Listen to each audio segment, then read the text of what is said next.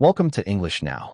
India is currently abuzz with major infrastructure launches in the northeast, significant political shifts regarding neighboring Bangladesh, and high-stakes preparations for the T20 World Cup clash against Pakistan tomorrow. Let's discuss all this news one by one. PM Modi lands at India's first highway emergency landing strip.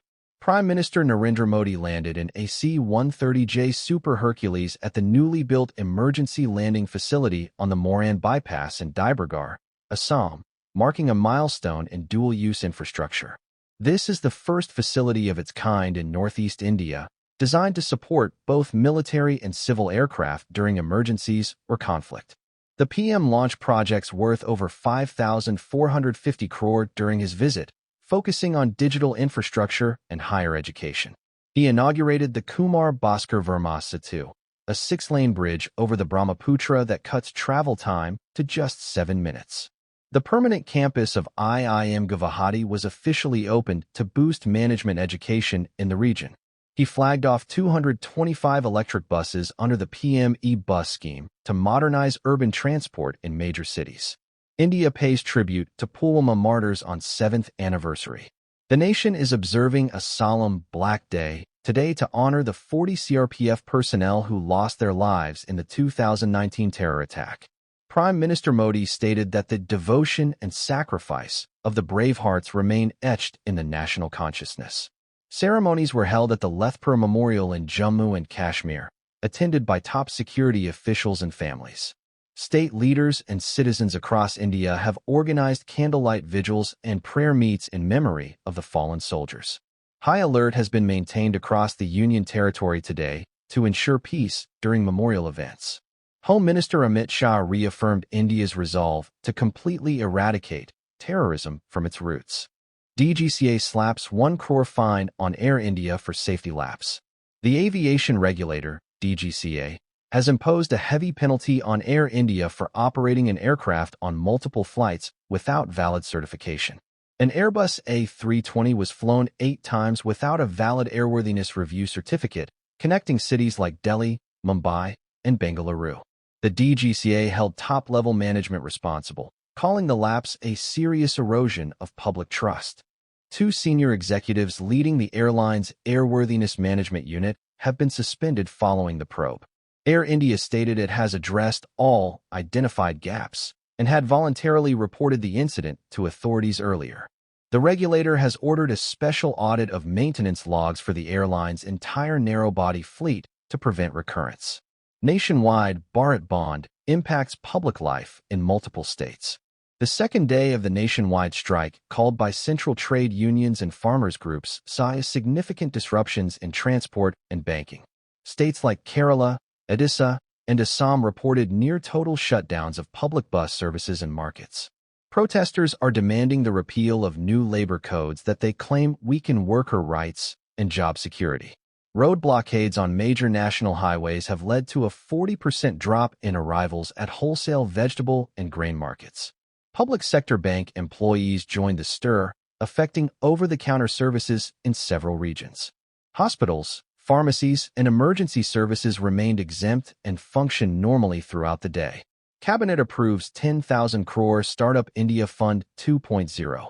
In a major boost for the new economy, the Union Cabinet has cleared a massive fund of funds to support deep tech and manufacturing startups. The capital is specifically earmarked for startups working in semiconductors, biotech, and space technology. The government estimates the fund will help create over 5 lakh high-skilled jobs by 2028. A portion of the fund will incentivize startups to collaborate with traditional MSMEs to modernize Indian manufacturing. The Small Industries Development Bank of India will oversee the disbursement to venture capital funds. The move is intended to reduce India's reliance on foreign venture capital for strategically sensitive technologies. Delhi Merit, Namo Bharat, RRTS final phase trials begin. The high-speed regional rapid transit system is nearing full commissioning, with trial runs beginning on the final stretch into Merit. Once fully open, the journey between Delhi and Merit will be reduced to under 60 minutes. Merit is set to become the first city to have its local metro services integrated directly onto the RRTS tracks. The system is estimated to take thousands of private vehicles off the road, significantly lowering the carbon footprint. Real estate and industrial hubs are already seeing a 20% surge in interest around the new station zones in Modingar. Authorities are aiming for a full commercial launch before the upcoming festive season. Massive wildlife smuggling racket busted in Bhopal. In a major victory for conservationists, the Madhya Pradesh Tiger Strike Force seized 311 endangered turtles from a luxury train coach. Smugglers were using the AC first-class coach of a long-distance train to avoid the scrutiny typically faced in general coaches. The species seized are highly valued in the international black market for exotic pets and traditional medicine. Preliminary investigations suggest the network spans across Uttar Pradesh, Madhya Pradesh, and West Bengal. 3 individuals have been taken into custody. They face non-bailable charges under the Wildlife Protection Act. The turtles have been moved to a specialized facility for medical checks before being returned to their natural habitats. New Consumer Price Index series launched. The Ministry of Statistics, MOSBI, has released the new CPI series with 2024 as the base year, reporting retail inflation at 2.75% for January. The new index gives higher weightage to digital services and health, reflecting modern household spending. The weight of food items has been slightly adjusted, which economists say provides a more accurate picture of urban inflation. The RBI is expected to use this new data as a primary guide for its upcoming interest rate review. For the first time, changes in the weight of precious metals have been significantly recalibrated in the retail basket. Economists have raised concerns about the apples to oranges comparison when matching this data with older series. T20 World Cup. India versus Pakistan high voltage clash tomorrow. The cricketing world is centered on Colombo as India prepares to face Pakistan in a crucial group stage match of the 2026 T20 World Cup. Forecasts show a 49% chance of rain at the Premadasa Stadium during the toss time. Opener Abhishek Sharma is doubtful for the match as he recovers from a stomach infection. Sri Lankan authorities have deployed a 3-tier security ring around both teams following regional tensions.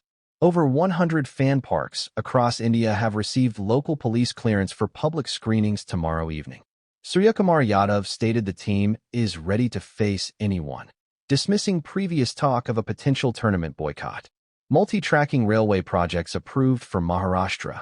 The Union Cabinet has cleared 3 major railway multi-tracking projects to ease freight and passenger congestion in Maharashtra. Along with rail, 3,320 crore was cleared for the upgradation of this highway corridor. The projects will connect the Nashik industrial cluster directly to the Samruddhi Mahamarg. The new routes will allow heavy freight to bypass Nashik city, reducing local traffic by 30%. A significant portion of the project passes through tribal-dominated Palghar, promising better market access. The projects will be executed on an engineering, procurement, and construction basis to ensure timely completion by 2028. Thanks for watching, and please subscribe to English Now YouTube channel for daily updates.